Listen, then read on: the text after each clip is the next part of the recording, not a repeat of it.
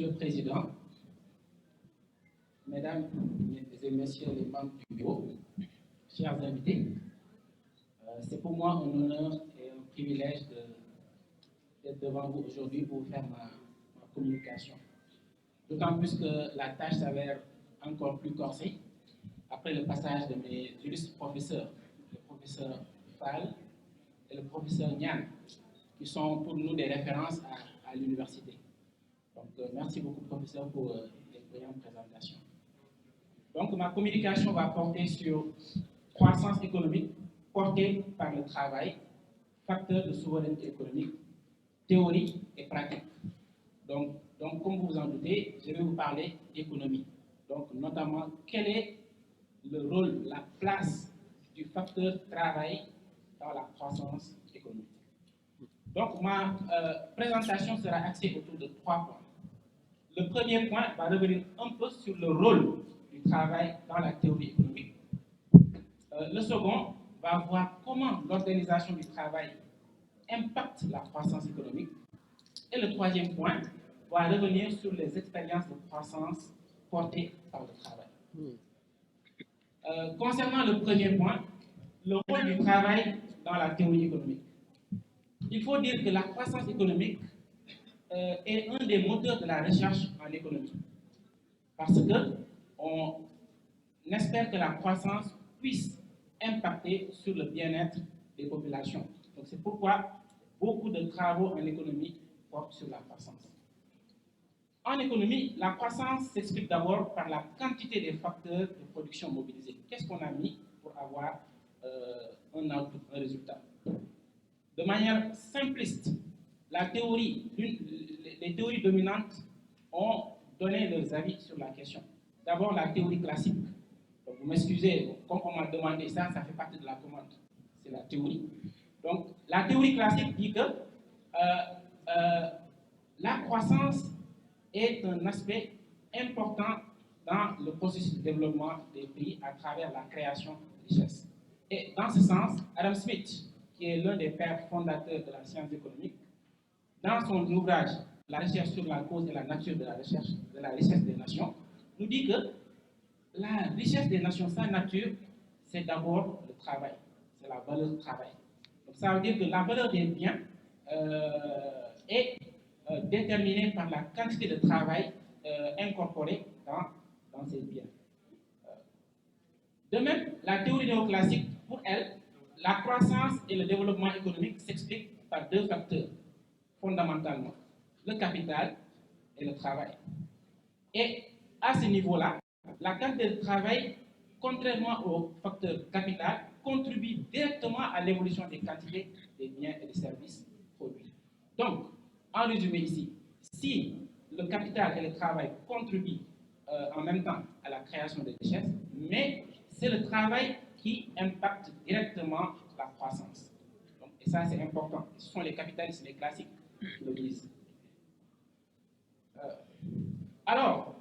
Partant de là, on voit que la contribution du travail à la croissance est à la fois quantitative, c'est-à-dire à travers le volume de l'emploi, le temps de travail effectué, etc., mais aussi la contribution du travail à la croissance est aussi qualitative, à travers l'organisation du travail, à travers l'aménagement du temps de travail, à travers la productivité au travail, etc. Cela nous amène à nous poser la question suivante. Alors, quel serait le lien entre organisation du travail et croissance économique? Cela va faire l'objet de notre deuxième point, qui va porter sur le lien entre l'organisation du travail et la croissance économique, dans la théorie économique, bien sûr. Et à ce niveau, nous allons encore reconvoquer Adam Smith, mais aussi Taylor. Tout le monde a entendu parler de la taylorisation du Fordisme, etc. Donc, tous ces auteurs-là ont essayé, en tout cas, de mettre en avant le rôle du travail dans la croissance économique, mais le travail bien organisé, c'est-à-dire la division du travail. Donc, déjà, pour Adam Smith, c'est la division du travail qui est le principal moteur de la croissance économique, entre autres. Parce que pour lui, c'est la spécialisation fonctionnelle des travailleurs qui agit sur leur productivité au travail, le fait d'être spécialisé. Et c'est ça qui stimule l'habilité et l'intelligence au travail. Et à partir de là, il a donné un exemple de sa célèbre manufacture d'épingle, où il a montré que la division du travail a multiplié les rendements au travail. Et ça, c'est à travers la spécialisation des tâches, les gains de temps réalisés, mais aussi, bon, évidemment, l'utilisation de machines, parce qu'il faut le dire aussi, ce n'est pas seulement le travail qui crée la richesse. Partant de là, Taylor va se fonder sur les approches, les développements d'Adam Smith pour montrer que voilà, la division du travail permet en tout cas d'accroître les rendements des travailleurs sur leur lieu de travail.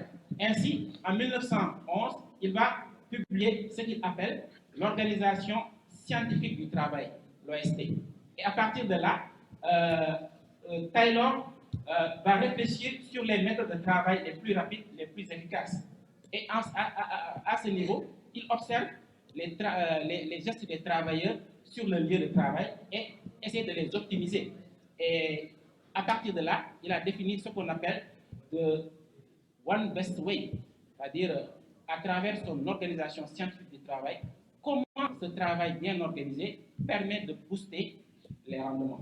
Et à partir de là, il va donner deux directions, ce qu'on appelle la division du travail horizontale et la division du travail verticale. C'est quoi la division du travail horizontale? C'est un principe qui consiste à découper l'exécution des tâches en plusieurs opérations. Donc une seule tâche, même si elle était complexe au départ, devient simple parce qu'on a divisé le travail. Donc ça veut dire l'excuse de dire que notre main-d'œuvre n'est pas bien formée, n'est pas qualifiée, ne tient pas. Parce qu'à l'époque, c'est comme cela qu'on a fait pour embaucher la main-d'œuvre, même si elle n'est pas bien formée, même si elle n'est pas qualifiée. Parce qu'on a simplifié les tâches en voilà, divisant le travail. Il y a aussi la division verticale du travail qui soutient une séparation des tâches d'exécution et des tâches de conception. Plus tard, on a eu l'avènement du Fordisme.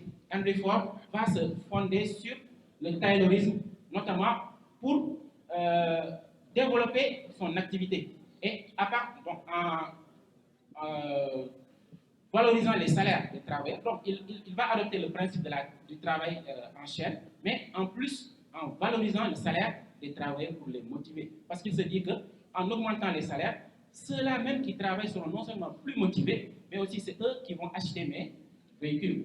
Et c'est à partir de là qu'on a eu la conception de la fameuse Ford T. À l'époque, Henry Ford a contribué à populariser l'achat de véhicules chez les ménages américains, tout simplement en produisant en masse avec le travail en chaîne. D'ailleurs, il disait que le client peut choisir la couleur de sa voiture pourvu qu'elle soit noire, parce que le noir séchait plus rapidement. Donc tout ça pour baisser les coûts.